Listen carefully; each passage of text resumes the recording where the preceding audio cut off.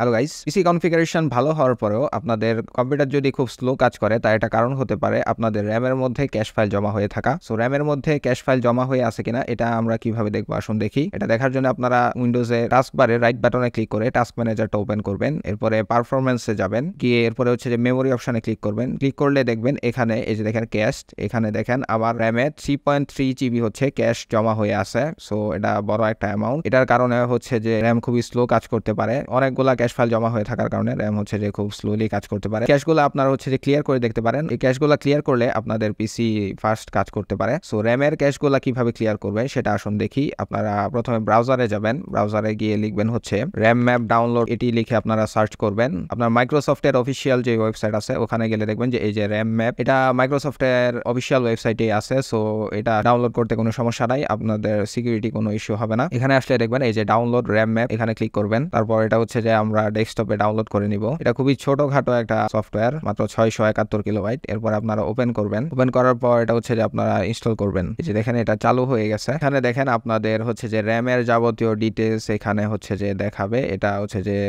র্যামের কি কি প্রসেস চালু আছে, র্যাম মনিটর করার একটা সফটওয়্যার আর কি। এরপরে আমরা টাস্ক ম্যানেজারটা ওপেন করব। সো এই ক্যাশগুলা যদি এখন আমরা হচ্ছে যে ক্লিয়ার করতে চাই তাহলে এখানে আসবেন, এই যে এমটিতে ক্লিক করবেন। এমটিতে ক্লিক করলে এই যে এমটি স্ট্যান্ড বাই লিস্ট, এই এমটি স্ট্যান্ড বাই লিস্টে যদি আপনারা ক্লিক করেন তাহলে দেখবেন যে আমাদের এই ক্যাশগুলা হচ্ছে যে আস্তে আস্তে কমে যাবে। আমরা দেখি, এমটি স্ট্যান্ড বাই লিস্টে ক্লিক করলাম। এই যে দেখেন 3.3 জিবি যে ক্যাশ ছিল সেটা কিন্তু কমে গেছে, এটা 287 এমবি হয়ে গেছে। সো এই যে দেখেন আমাদের ক্যাশ ফাইল কিন্তু হচ্ছে যে কমে গেছে, 3.3 জিবি ছিল এখন হচ্ছে যে অনেকটাই কমে গেছে আর কি। তো এভাবে হচ্ছে যে আপনারা র্যামের ক্যাশগুলা ক্লিয়ার করে দেখতে পারেন যে আপনাদের কম্পিউটার ফাস্ট কাজ করে কিনা।